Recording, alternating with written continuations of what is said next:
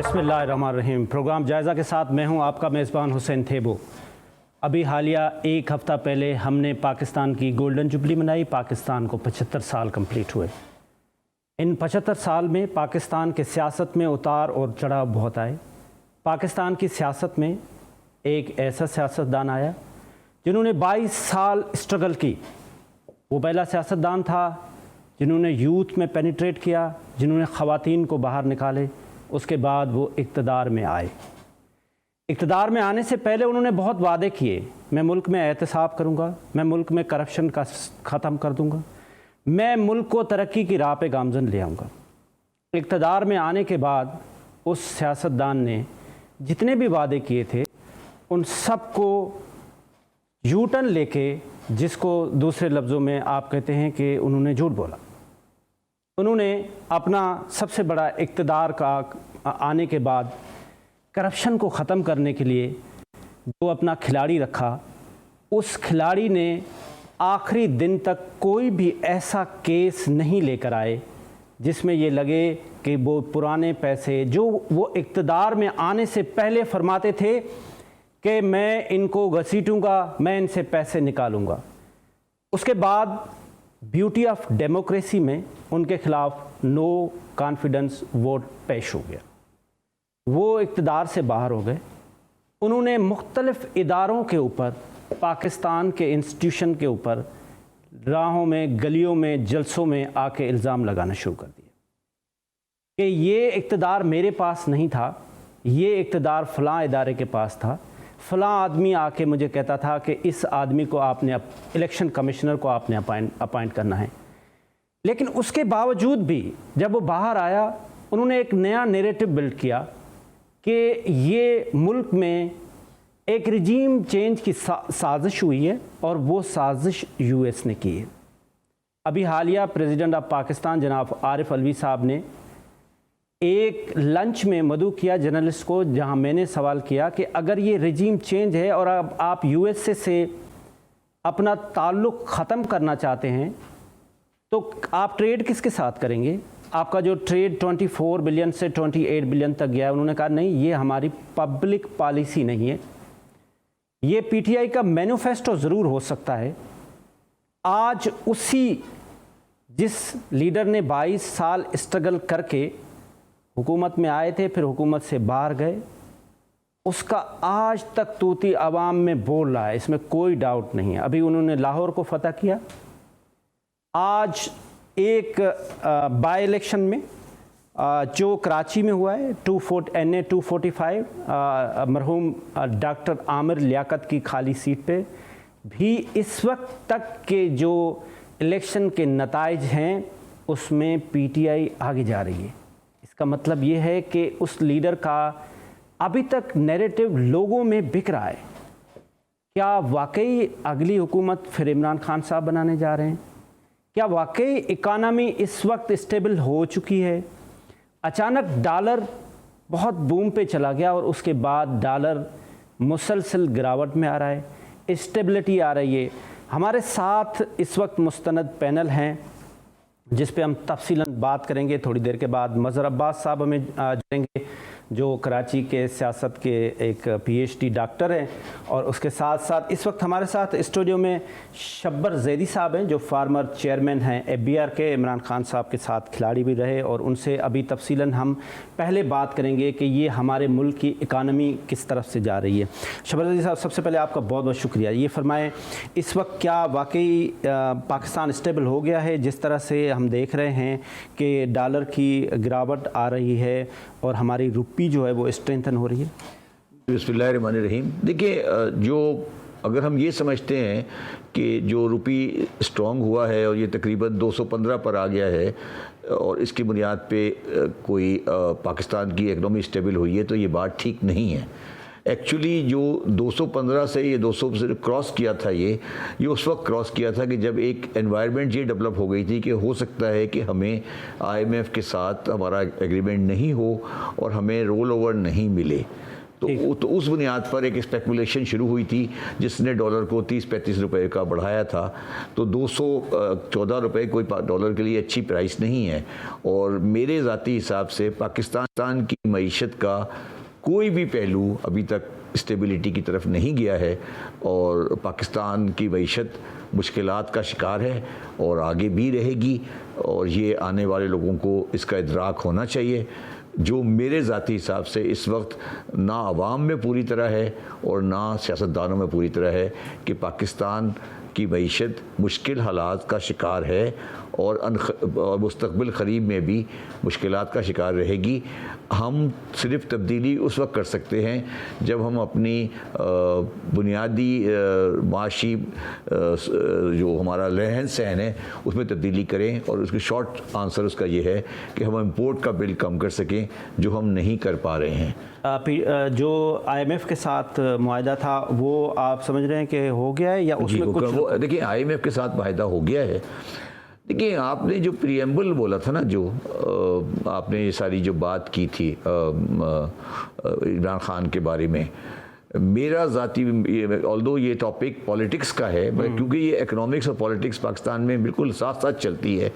मेरे ज़ाती ख्याल में जो इमरान खान का डाउनफॉल है वो उस दिन शुरू हुआ था 14 अगस्त 2021 को, जब इमरान खान काबुल के फॉल के बाद मेरे ज़ाती हिसाब से रॉन्ग साइड ऑफ US में चले गए थे।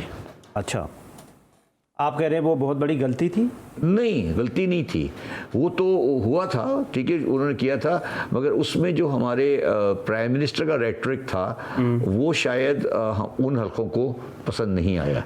ठीक है, वो फॉल होता, तालिबान टेक ओवर करते, मगर प्राइम मिनिस्टर जो हमारे थे उन्होंने जो बयान दिया कि हमने आज़ादी हासिल कर ली अफ़गानियों ने, और तो ये शायद US के लिए ये बहुत अच्छी उनके बाइडेन के लिए ये कोई बहुत अच्छा जुमला नहीं था। आप ये समझते हैं कि उस सेंटेंस से US वाकई नाराज़ हुआ और उन्होंने 100% नाराज़ हुआ और उन्होंने ये रेजिम चेंज का इनिशिएटिव किया? जी, उन्होंने मैं उस बात से इमरान खान की उस तरह एग्री नहीं करता कि उन्होंने कोई ख़त लिखा और कोई पॉलिटिशियन को कहा, मगर उन्होंने ये ज़रूर इंडिकेशन दे दी कि अगर पॉसिबिलिटी है कि ये आदमी पाकिस्तान में प्राइम मिनिस्टर नहीं रहे और दूसरा कोई प्राइम मिनिस्टर आ जाए तो उसके लिए वो कंफर्टेबल हैं, और वही सीक्वेंस चलता है, आज तक चल रहा है।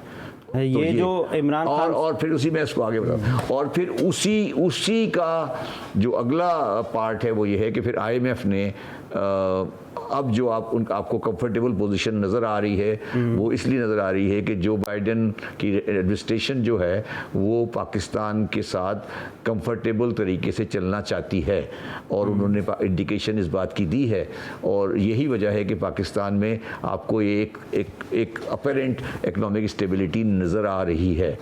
अब ये जो पाकिस्तान का डायलेमा है इस वक्त वो ये है कि पब्लिक रेटरिक और इमरान खान की रेटरिक वो ये कह रही है कि हम US से की डिक्टेशन नहीं लेंगे, जो कि रेटरिक के तौर पे ठीक है। अब क्या चीज़ डिक्टेशन होती है और क्या चीज़ स्ट्रेटजी होती है, यहाँ पर आकर ये फ़र्क पड़ा है।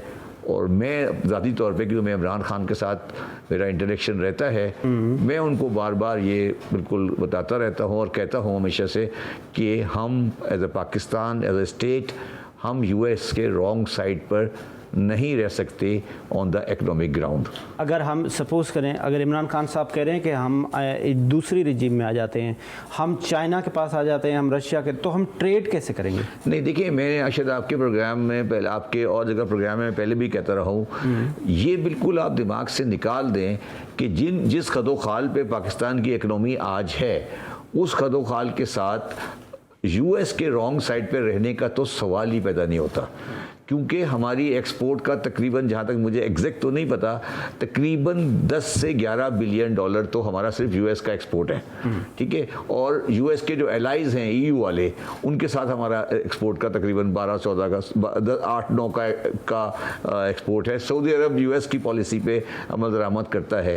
तो अगर इकोनॉमिक पॉइंट ऑफ व्यू से कोई ये समझता है कि रशिया और चाइना कोई इकोनॉमिक ब्लॉक है या किसी कंट्री को जो कि ऐसी मुश्किलात में फंसा हुआ हो उसको निकाल सकता है, तो उसका मतलब ये होता है हुसैन साहब कि फिर उसको पाकिस्तान की इकोनॉमी की समझ नहीं है। तो अच्छा शफीउद्दीन साहब, मैं आपके पास वापस भी आता हूँ, हम इस पे तफसीलन बात भी करते हैं कि जो खान साहब कह रहे हैं और जो प्रैक्टिकल ग्राउंड्स हैं वो क्या डिफरेंट है या वाकई वो सही कह रहे हैं, यूएस को नो भी कह सकते हैं। अभी हमारे साथ मजहर अब्बास साहब हैं जो कराची के पॉलिटिक्स के डॉक्टर हैं, पीएचडी। मजहर भाई बहुत बहुत शुक्रिया, आपने हमें टाइम दिया। शुक्रिया। मजहर भाई ये बताएं, आज जो 245 पे इलेक्शन हो रहा है, आप क्या देख रहे हैं? अभी तक जो नताइज आए हैं इसके तहत आपका क्या व्यू है? देखिए, अभी तो बहुत जल्दी है, लेकिन ये कि एक तो अहम बात ये कि जिस तरह पिछला बाई इलेक्शन था, इस बाई इलेक्शन में भी टर्नआउट बहुत ही कम रहा और ये तकरीबन तमाम ही सियासी जमातों के लिए एक तरीके से आप इसे वार्निंग कह रहे हैं, अलर्ट कह लें, वो नजर आता है। क्योंकि पिछली मरतबा जब NA 240 का इलेक्शन हुआ था, उस वक्त PTI ने ये दावा किया था कि क्योंकि वो इस इलेक्शन में नहीं है इसलिए लोगों ने वोट डालने नहीं निकले। लेकिन इस मरतबा तो PTI भरपूर अंदाज में थी इस इलेक्शन में और जाहिर है पूरे मुल्क में भी इस वक्त PTI ही डिस्कस हो रही है, इमरान खान डिस्कस हो रहे हैं। लेकिन NA 245 में हमें नजर आया, हालांकि सीट भी उन्हीं की थी, और नजर आया कि वो वोटर निकालने में कामयाब नहीं हुए। अब आने वाले बल्दियाती इलेक्शन और फिर अगले माह जो 3 बाई इलेक्शन हो रहे हैं कराची में, उसके लिए PTI को भी और MQM को भी, और MQM के लिए ज़्यादा बड़ा सवाल इस वक्त उभर रहा है कि MQM भी अपना वोटर नहीं निकाल पाई, MQM की अपनी इश्यूज हैं। ओवरऑल कराची के लोगों ने बज़ाहिर इन दोनों बाई इलेक्शन में ज़्यादा दिलचस्पी नहीं ली। अब इसमें एक तो ये है कि इसमें MQM लंदन ये दावा कर रही है कि चूंकि उन्होंने लोगों से कहा था कि वो घरों पे बैठे तो लोग घरों पे रहे, और जाहिर है कम वो उसका एक फैक्टर ज़रूर होगा। लेकिन उससे ज़्यादा अहम फैक्टर ये है कि जनरली लोग जो है वो बहुत ज़्यादा अब इंटरेस्ट शो नहीं कर रहे उसमें। अच्छा, और मदन भाई, अगर आपसे ये मैं सवाल रखूं कि PTI वर्सेस PDM की सारी जमातें हैं, उन्होंने अपने यहाँ पे स्ट्रगल भी की, पीपल्स पार्टी ने भी उनका साथ दिया, उसके बावजूद भी PTI अपना सीट निकालने में कामयाब हो गई। तो क्या आप समझते हैं, काम तो अगर ग्राउंड पे देखा जाए तो PTI ने ऐसा सच नहीं किया, तो ये खान साहब इंडिविजुअल का एक नैरेटिव जो है वो बिक रहा है? देखिए, अगर इधर से जो भी जो इलेक्शन जीता, वो देखना तो ये कि वो कितने वोट से जीतता है। अगर जिस तरह रिजल्ट तो भारत रिजल्ट होता है, लेकिन NA 240 में अगर 10% वोट 12% वोट कास्ट हुआ तो क्या हम उसे उस हल्के की नुमाइंदगी कहेंगे? ये सवाल इलेक्शन कमीशन के लिए भी सोचने का है कि अब इस कॉन्स्टिट्यूंसी की जो वोटर की तादाद है वो 5,15,000 है। अब 5,15,000 में अगर मुझे नहीं पता तनासुब क्या हुआ है एग्जैक्टली, लेकिन बज़ाहिर लगता है कि यही 12 से 15% का अगर वोट कास्ट हुआ है, तो क्या हम कोई भी जमात ये खुलकर ये दावा करेगी कि ये हल्का उनका है? मेरा ख्याल है नहीं करेगी। MQM भी आज NA 240 में उसके रुकन मुंतखब तो हो गए हैं, लेकिन MQM को भी पता है कि वो सीट जिस तरह उनको मिली है ये उनके लिए लम्हा फिक्रिया है। इवन TLP भी अपना वोटर नहीं निकाल पाई, जहां एक जज्बा है, जोश है, वलवला है, वो भी अपना वोटर नहीं निकाल पाए। तो जनरली ये तमाम सियासी जमातों के लिए बहुत अहम है कि वोटर को फॉर ग्रांटेड ना लिया जाए। अच्छा, ये हमारा वोटर ये निकल कर आ जाएगा। बिल्कुल। मदन भाई, अगर हम कराची की सियासत पे बात करें, आप कराची को सबसे ज़्यादा जानते हैं, तो पहले कराची किसी दौर में जमात के पास था, इसके बाद MQM के पास था, अब कराची किसके पास है? कभी PTI भी अपनी सीट ले लेती है, पीपल्स पार्टी भी ले लेती है, MQM भी ले लेते। तो इस वक्त कराची किसके गिरफ्त में है? इस वक्त कराची किसी की गिरफ्त में नहीं है। उसका रीजन क्या है? उसका रीजन देखिए, उसका रीजन बहुत सीधा साधा सा है। देखिए, पीपल्स पार्टी का अपना एक हमेशा से एक खास हल्का इंतखाब रहा है कराची में, और वो आज भी है। और पीपल्स पार्टी का वोटर निकलता भी है, निकल के वो अब पीपल्स पार्टी ने तो इसमें जो है वो नहीं शो किया था, उन्होंने एमक्यूएम की हिमायत कर दी। लेकिन हिमायत हमारे यहाँ इस तरह होती है कि पीपल्स पार्टी अगर एमक्यूएम की हिमायत करेगी तो वो वोटर निकल के एमक्यूएम को वोट नहीं देगा। एमक्यूएम पीपल्स पार्टी की हिमायत करेगी तो उनका वोटर पीपल्स पार्टी को वोट नहीं देगा। बस ये एक सिंबॉलिक सी हिमायत होती है। तो पीपल्स पार्टी का कराची में अपना एक हल्का इंतखाब है, वो उसी को मैनेज करते हैं। उनका हल्का इंतखाब भी बढ़ता हुआ नजर नहीं आता हमें, लेकिन जो है वो मैनेज्ड है। एमक्यूएम का जो हल्का इंतखाब है वो तकसीम हो गया है बुरी तरीके से, और वो कम हो गया है। अब उसका जो वोटर है उसमें से कुछ वोटर चला गया पीटीआई में, कुछ चला गया टीएलपी में उसमें, राइट। और तो अब ये जो है एक डिवाइडेड कराची, एक डिवाइडेड हाउस है इस वक्त। अब उस डिवाइडेड हाउस में लोकल बॉडीज इलेक्शन में हमें ज्यादा पता चलेगा, क्योंकि उसमें ग्रास रूट लेवल पे लोग यूसी के लेवल पे इलेक्शन जब होगा, और उसमें उम्मीद है कि वोटर टर्नआउट भी ज्यादा होगा, क्योंकि लोकल इश्यूज कराची के ज्यादा डोमिनेट कर रहे हैं इस वक्त। और जाहिर है बारिशों से जो तबाही हुई है ये हुई है, तो लोकल बॉडीज इलेक्शन में, और फिर लोकल बॉडीज इलेक्शन में जमात इस्लामी भी होगी, कई जमातें होंगी। लेकिन ये बात आपकी दुरुस्त है कि कराची जो है वो चेंज होता रहा है, लेकिन कराची कुछ 30-35 साल से एक ही जमात के पास था, राइट। और अब वो जमात बिखर गई है। तो उनका वोटर 3 हिस्सों में तकसीम हो गया है। एक वोटर वो है जो घरों पे बैठ गया है, जाहिर है जिसकी शायद सिंपैथी लंदन के साथ हो, या वो किसी पार्टी को भी के साथ जाने को तैयार नहीं है इस वक्त, या ये कि जो लोग जो है पीटीआई में चले गए हैं, जमात में चले गए हैं, टीएलपी में चले गए हैं, वो वोटर है। तो इस वक्त एक बड़ा वैक्यूम कराची में मौजूद है। उस बड़े वैक्यूम को 2018 में शायद बहुत से लोगों को लगा कि पीटीआई ने कैप्चर कर लिया है, लेकिन उसका एक व्यू ये भी था कि ये कैप्चर किया नहीं है, करवाया गया है। तो अब पीटीआई के लिए बड़ा चैलेंज ये है, और ये इलेक्शन पीटीआई की आंखें खोलने के लिए काफी है, कि पीटीआई का जो दावा था उस दावे में वो नाकाम हुए कि वो अपने वोटर को भी निकाल कर नहीं लेकर आ सके पोलिंग स्टेशन तक। हालांकि ये इलेक्शन जीतना सिंबॉलिकली उनके लिए बहुत जरूरी था। अभी मुझे नहीं पता कि रिजल्ट क्या होगा, लेकिन मतलब अभी अगर खान साहब की हम बात करें, मैं आपसे आखिरी सवाल रखूं कि अभी खान साहब एंटी इस्टेब्लिशमेंट अपना नैरेटिव रख रहे हैं, उसके बावजूद भी पंजाब में भी जीत रहे हैं। अगर आज कराची में भी जीत जाते हैं तो आप खान साहब का फ्यूचर क्या देख रहे हैं? देखिए, खान साहब का फ्यूचर तो पॉलिटिक्स में रहेगा, ऐसा नहीं है कि वो इस वक्त सबसे बड़ी जमात के इस वक्त सरबराह हैं। वो उनकी जमात बिल्कुल जो है एंटी स्टैब्लिशमेंट है, और पंजाब में वो तासुर खत्म हो चुका है, और नवाज शरीफ की दौर में खत्म हो गया था। नवाज शरीफ साहब ने भी एक एंटी स्टैब्लिशमेंट जो है वो दिखाया था 2016 के बाद, हमें नजर आया, उससे पहले भी। तो पंजाब में तो अपनी जगह है, लेकिन कराची में जो इस वक्त सूरत हाल है उसमें अगर इमरान खान यहाँ आ जाते और उस दिन भले जलसा ना भी करते और वो अपनी सिर्फ इस कॉन्स्टिट्यूंसी में एक राउंड लगा लेते, तो यकीनी तौर पे पीटीआई को फायदा होता।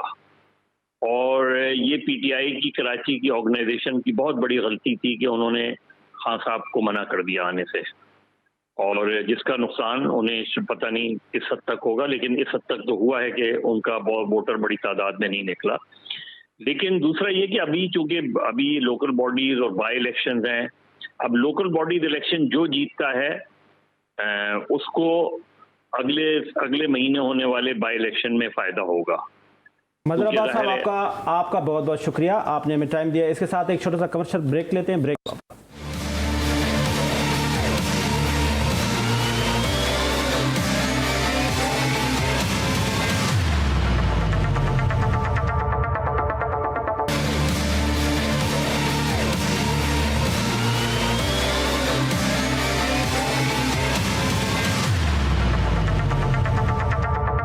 जी वेलकम बैक। हम ब्रेक से पहले मज़हर अब्बास साहब से NA 245 और कराची की पॉलिटिक्स पे तफसीलन बात कर रहे थे। अभी हमें ब्रेक के बाद हमारे स्टूडियो में हमें ज्वाइन किया है ब्रिगेडियर तारिक लाखिर साहब ने। बहुत शुक्रिया सर आपका।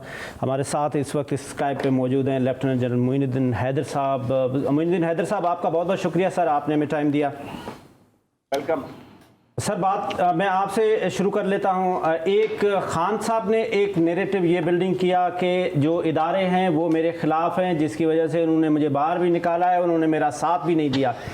लेकिन आज अगर हम देखते हैं कि जो इलेक्शन हो रहा है, अभी आज बाय इलेक्शन हो रहा है 245 का, तो वहाँ पे अभी हतमी नतीजा तो नहीं आया, लेकिन इस वक्त PTI बहुत आगे है। इसके बावजूद कि सिंध में उनकी हुकूमत नहीं है, इसके बावजूद कि PDM के तमाम उनके अगेंस्ट हैं, उसके बावजूद भी जीत रहे हैं। तो ये जो खान साहब का नैरेटिव है कि इदारों के खिलाफ, इसको आप कैसे देखते हैं?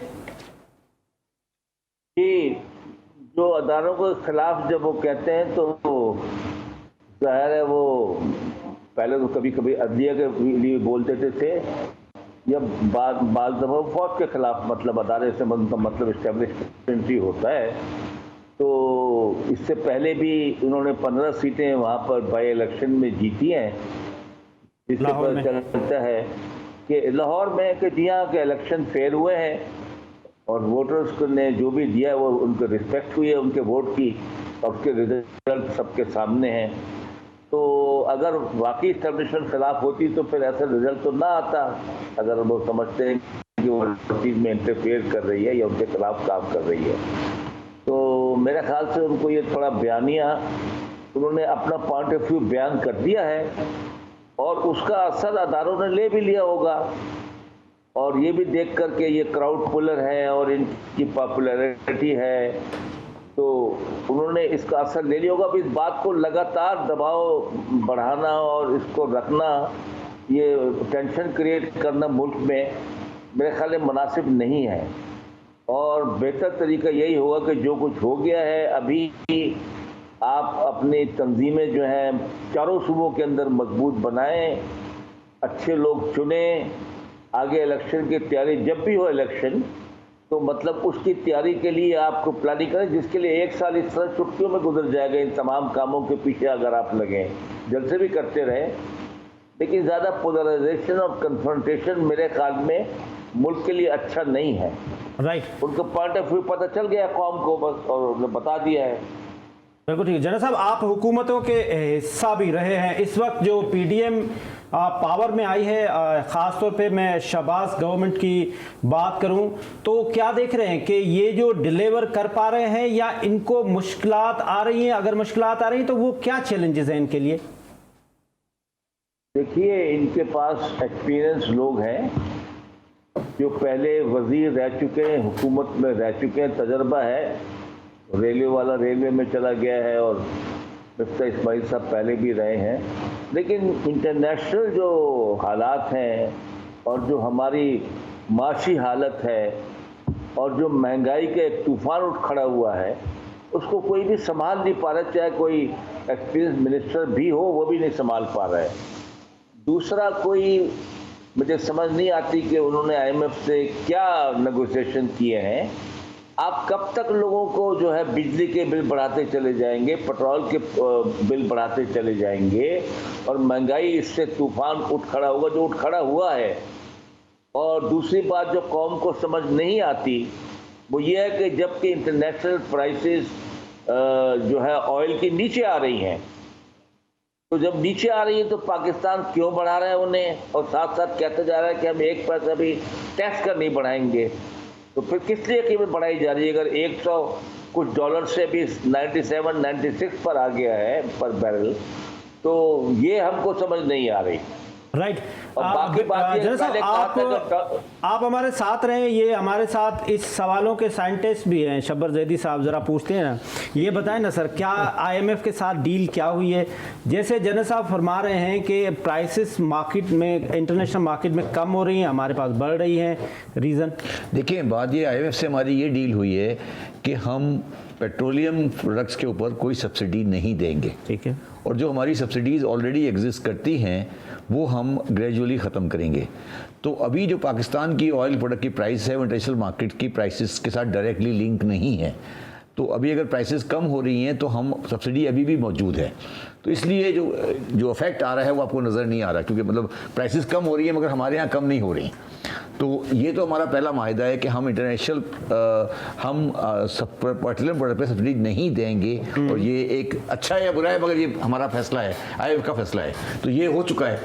तो गवर्नमेंट के पास जो थोड़ा बहुत स्पेस नज़र आ रहा है वो इससे नज़र आ रहा है कि ऑयल की इंटरनेशनल प्राइसेस थोड़ी नीचे आई हैं, दैट्स द रीज़न। मगर IMF का कंडीशन बिल्कुल क्लियर है कि आप एनर्जी पे सब्सिडी निकालें, और अभी भी हमारे सिस्टम में बहुत बड़ी सब्सिडी मौजूद है। उनका ये कहना है कि वो भी निकालें आप, जो अभी हमने नहीं निकाली है, जो सर्कुलर डेट की शक्ल में आती है, जो घुमा फिरा के आती है, वो तकरीबन अभी मेरे हिसाब से अभी भी कोई 700-800 बिलियन की सब्सिडी मौजूद है, इनडायरेक्ट डायरेक्ट। आप नियर फ्यूचर में बेहतरी देख रहे हैं किस चीज़ में? पाकिस्तान की इकानमी? नहीं। अगर इसकी जगह पे मैकेनिक चेंज हो जाए, टेक्नीशियन नया आ जाए तो पॉसिबिलिटी है? नहीं। हल क्या है? देखिए, पाकिस्तान की रियासत का जो स्ट्रक्चर बन चुका है इस वक्त, उसमें अगर बुनियादी माशी तब्दीली नहीं लाई जाएगी तो पाकिस्तान का पास कोई मीडियम और लॉन्ग टर्म में सलूशन नहीं है। पाकिस्तान का जो दो बुनियादी मसले हैं, फिस्कल डेफिसिट और करंट अकाउंट डेफिसिट, दोनों में फिस्कल डेफिसिट में पहले मैं कर दूं, फिस्कल डेफिसिट में गवर्नमेंट ने अपने रेट फॉर टैक्स ख़त्म कर दी है। ओके। फॉर एग्जांपल, आपने दुकानदारों को एक बहुत अच्छा टैक्स का सिस्टम दिया, आसान तरीन दिया, उन्होंने इनकार कर दिया। तकरीबन आप इसे कहेंगे ये बगावत है, ठीक है ना, उससे कहा हमें नहीं देना, ठीक है। तो गवर्नमेंट की rate on taxation Aahista Aahista ख़त्म होती जा रही है। दूसरी जो करंट अकाउंट का पोजीशन है, मैं ये देख रहा हूँ कि 2023, 24, 25 में हमारी जो एक्सपोर्ट और इंपोर्ट का गैप होगा, मतलब इंपोर्ट और रेमिटेंस टोटल रिसीट और पेमेंट में जो गैप होगा वो तकरीबन 10 से 12 बिलियन डॉलर का होगा। तो 10 से 12 बिलियन डॉलर का अगर गैप रहता है तो फिर आप क्या एक्सपेक्ट करते हैं कि पाकिस्तान की इकोनॉमी सही होगी? तो ये जो अगर कोई ये समझता है कि हम इसी सिस्टम में रहते हुए और हम इसी तरीके से जोड़ तोड़ करके कि 2 MNA इसके कर लिए और 3 MNA उसके हो गए और ये सब चीज़ें हो गई, ये नहीं चलेगा।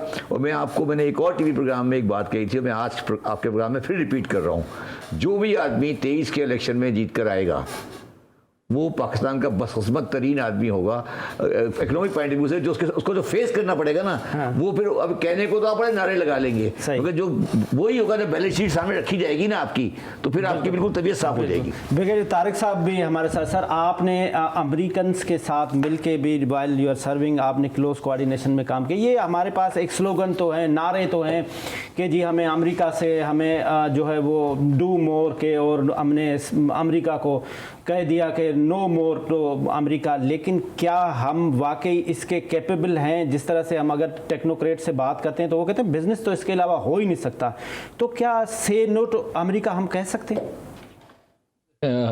सबसे पहली बात थैंक यू कि कोई भी मुल्क पूरे दुनिया में इस वक्त 100% किसी को इसमें इतनी हिम्मत या इतनी कैपेसिटी नहीं है कि वो किसी को कहे कि ये नो मोर। अमेरिका चाइना को इतना कुछ स्टैंड ऑफ होने के बावजूद अभी तक नहीं कह सकता कि नो मोर। यूरोपियन यूनियन रशिया के साथ लड़ाई, डायरेक्ट लड़ाई होते हुए ये नहीं कह सकती कि जी नो मोर। वो बैकडोर डिप्लोमेसी से वो गैस भी ले रहे हैं गैज़ाप्रॉम से, और वो रोबेल और जो उनके पैसों की लड़ाई है वो भी चल रही है। तो पाकिस्तान इतना पागल मुल्क तो है नहीं कि वो अपने किसी भी पड़ोसी के साथ या किसी भी दोस्त के साथ या भी किसी लॉन्ग टर्म पार्टनर को ये कहे कि जी नो मोर। नो मोर किस चीज़ पे नो मोर? आपसे वो कोई ऐसा काम ले रहे हैं जो कि आपके सोच और अखलाक या आपके नेशनल सोच के मुखालिफ है। हमने अमेरिकन के साथ, चाइनीज़ के साथ, सबके साथ एक दोस्ती का रास्ता रख के चले हुए हैं और उस रास्ते को हम मेंटेन कर रहे हैं।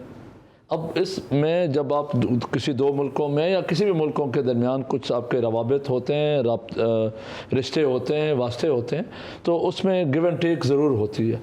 आप कभी ज़्यादा ले रहे होते हैं, ज़्यादा और कम आपकी तरफ से जा रहा होता है, कभी वाइस वर्सा हो जाता है। तो अमेरिकन के साथ हमारा एक ठंडे और गर्मी का जो सिलसिला वो चलता रहा है, और वो हमेशा चलता है इसलिए रहा है कि हम फॉरेन ऑफिस का आप दीवार पे जाएं, जब उनके एकेडमी में जाएं तो वहाँ पे लिखा होता है कि there are no good friends और bad friends, they are all related to your interest. तो जब भी हमारा इंटरेस्ट हुआ है तो हमने वो अपने फ़ायदे के लिए यूज़ किया, जब उनका इंटरेस्ट हुआ है तो उन्होंने हमें हमारे दोस्ती मतलब एक मरतबा गले मिलने की बजाय वो 2 मरतबा गले मिल लेते थे, और जब उनका इंटरेस्ट कम हुआ है या कुछ और इंटरेस्ट उनका डाइवर्ट हुआ है तो इसलिए इस चीज़ को ये कहना है कि जो उन्होंने हमें सैंक्शंस लगा दी थी या उन्होंने हमें वो कर दिया था उसके बाद वो आ गए, तो आई पर्सनली फील कि this is not we should not and we must not जज it as a end point of the relationship between 2 countries. Khan साहब ने जो ये एब्सोल्युटली नॉट वाली बात की, तो वो तो एक इंटरव्यू का एक जुमला है जिसको पॉलिटिकल रिटोरिक, अभी शबर साहब से बात हो रही थी कि रिटोरिकली आप किसी चीज़ को भी पकड़ें और कहें कि जी मैं ये करता हूँ, और चाहे वो मौलाना फजल रहमान साहब यहूदी का नारा लगा दें, इमरान खान एंटी अमेरिका का नारा लगा दें, कोई किसी का भी नारा लगा दे, तो ये अक्ल और समझ वाला बात तो नहीं हो सकती, आपकी पॉलिटिकल गिमिक्री हो सकती है। तो it is only a political gimmickry, number 1। Number 2, आपने कहा हम कर सकते हैं या नहीं कर सकते, कर सकते हैं, क्यों नहीं कर सकते, लेकिन उसके लिए क्या हम एज अ नेशन तैयार हैं? नेशन की तो हमारी तैयारी शबर साहब उसके कॉन्सिक्वेंसेस भी होंगे, वो तैयार हैं। मतलब अभी आपको डॉलर की जब ये फ्लाइट हो रही थी और राइज हो रहा था, तो कितनी मतलब गवर्नमेंट ने सब ने कहा कि ये डॉलर जो है ना वो मार्केट में है, मौजूद है, कराची के घरों में मौजूद है, कराची के लोगों के पास मौजूद है, लेकिन ओवरनाइट विद इन 2-3-4 हफ्ते में कितना मार्केट से उठ गया डॉलर और लोगों के प्राइवेट होल्डिंग में चला गया, सिर्फ इसलिए कि वो एक कमोडिटी के तौर पे इसकी ट्रेडिंग कर रहे थे, खरीदे जा रहे थे और वो पहुंचा दिया। अब जब उनको थोड़ा सा हौसला हुआ कि अब यार इससे मज़ीद फ़ायदा नहीं होगा, तो डॉलर वापस आना शुरू हो रहा है। अब झगड़ा पड़ा हुआ है, मतलब आपने कहा साइंटिस्ट बैठे हुए हैं, तो मैं तो वो सोशल साइंटिस्ट है, लेकिन इस वक्त झगड़ा पड़ा हुआ है कि भाई आपने जो डॉलर ख़रीदा था पुराना आज से महीना पहले महंगा, तो उसको अभी वापस बेचते हुए लोगों को थोड़ा सा परेशानी हो रही है कि मार्केट में लेके जाएं ना लेके जाएं। मलिक बोस्तान साहब शबर साहब को लेके फाइनेंस मिनिस्टर और स्टेट बैंक के पास जाते हैं और कहते हैं जी हमें ज़रा पैकेज बाहर जाने की इजाज़त दिलवा दें ताकि हम इसको ट्रेड ऑफ करें वगैरह वगैरह। तो ये बहुत सारी चीज़ें हैं कि यस पॉसिबल है, लेकिन हम पॉसिबल है। जनरल साहब, मैं आपसे आखिरी सवाल रखूं कि 1 नवंबर में इम्पॉर्टेंट अपॉइंटमेंट होनी है जिसमें हमारे मुल्क में बहुत ज़्यादा कंट्रोवर्सी भी शुरू हो जाती है। आप क्या देखते हैं, क्या मुल्क के इस वक्त सर्कमस्टेंसेस ऐसे हैं कि उस पोजीशन के लिए एक्सटेंशन भी हो सकती है या कोई सुइटेबल नया आदमी भी आ सकता है? What is your take on it sir? इससे पहले कि मैं इसका जवाब दूं, ये पिछला सवाल जो है डॉलर्स के बारे में और डिफिसिट के बारे में, सर जिस पाकिस्तानी ने डॉलर अपने पास खरीदे जबकि मुल्क में डॉलर की शदीद कमी थी, वो मुहिब्बे वतन नहीं है। बिल्कुल ठीक। हमको भी मालूम था कि डॉलर की कीमतें बढ़ रही हैं, हम ले लेंगे तो 10, 15, 20 रुपए फी डॉलर कमा लेंगे, लेकिन ये मुल्क से गद्दारी के मुतरादिफ है। तो अपना हर वक्त मफाद देखना नहीं चाहिए, और हमारे लीडर्स का काम है कि ऐसे लोगों को हम मोटिवेट करें, इंस्पायर करें। दूसरी बात यह है कि पहले भी हमारी आस्ता आस्ता पिछले 2-3 सालों में एक्सपोर्ट बढ़ी हैं, इस पर अगर हम और कोशिश कर लें, कोई एग्रीकल्चर इम्प्रूव कर लें, तो वहाँ से हम कुछ ना कुछ इंक्रीज ला सकते हैं और डिफिसिट को कम कर सकते हैं हिम्मत करके। तीसरी बात यह है कि इंटरनेशनली अभी नई लाइन्स जियोपॉलिटिक्स में ड्रॉ हो रही हैं। रूस और चाइना लगता है नज़दीक आ रहे हैं, America is declining power, Europe कमज़ोर होता जा रहा है, उनका रिश्ता भी कमज़ोर पड़ रहा है। तो वी हैव टू डिसाइड कि भाई हम, अगर आप कहते हैं कि हम नो मोर एब्सोल्यूट नॉट, अगर कोई हमसे ऐसी डिमांड्स करता है जिससे पाकिस्तान को नुकसान पहुंचेगा अड्डे मांगता है या हमारे कहते हैं फौज को इस्तेमाल करना चाहता है किसी और काम के लिए, नेबर्स के लिए, तो जाहिर है कि नेशनल इंटरेस्ट में नहीं है। We'll have to say sorry we can not do this. तो थोड़ा बहुत अपना नेशनल इंटरेस्ट का ख्याल करना चाहिए। और सस्ती गैस ईरान से मिल सकती है या रूस से मिल सकता है ऑयल सस्ता, तो अमेरिका तो कहेगा, मना करेगा, लेकिन भाई को अमेरिका फिर हमारी मदद करे, इस मसले को हल करे। ये थोड़ी कि हमको गरीब करता जाए और हम परेशानी में मुब्तला होते जाए, वो कहे नहीं इनसे आप ना करो भाई। बिल्कुल ठीक। तो ये पाकिस्तान को ये लाइन ड्रॉ हो गई है, सोचना पड़ेगा। अब आते हैं आपके इस क्वेश्चन के ऊपर। नॉर्मली चीफ की अपॉइंटमेंट जो है वो नॉर्मल तरीका जो ट्रेडिशन रही है फौज में, वो 1 महीने पहले अनाउंस होती है। Right sir. 1-2 दफ़ा जरा इससे जल्दी भी अनाउंस कर दी गई थी। तो दूसरी बात यह है कि हमारे president chief of the army staff ने उनके बिहाफ पर DGISR ने कहा है कि वो फर्दर एक्सटेंशन नहीं लेना चाहते। ठीक। ये उन्होंने कौम को मतलब ये पैगाम दिया था कि he is not interested in further extension. Right. तो अब जो है जो भी हुकूमत होगी गालबन शहबाज शरीफ साहब की होगी, और जो तरीका है कि 4, 5, 6 नाम जो है GHQ से सीनियरिटी के जो सीनियर मोस्ट होते हैं वो मंगवाए जाते हैं और उनका सारा डाटा साथ होता है। उसके ऊपर वो फैसला करते हैं कि कौन चेयरमैन जॉइंट स्टाफ बनेगा सीनियरिटी के मुताबिक और कौन चीफ बनेगा। खाली सीनियरिटी लाइक जजेस की तरह हमारी फौज में जो है वो नहीं होती, बल्कि मेरिट भी देखा जाता है, सूटेबिलिटी भी देखी जाती है। तो हमें उम्मीद है कि ये फैसला शहबाज साहब की हुकूमत ही करेगी जो उनके सामने आएंगे। आपके तो पास इस पर ज़्यादा करास रैया नहीं होनी चाहिए मेरे ख्याल से, इसके ऊपर बहुत ज़्यादा, और अभी इसमें काफ़ी टाइम भी है। बहुत बहुत शुक्रिया जनरल मोइनुद्दीन हैदर साहब, बहुत बहुत शुक्रिया ब्रिगेडियर तारिक लाकिर साहब, बहुत बहुत शुक्रिया शब्बर जैदी साहब। इसके साथ आज का प्रोग्राम ख़त्म हुआ। जहाँ भी रहे खुश रहें, अपना ख्याल रखें। खुदा हाफिज़। पाकिस्तान जिंदाबाद।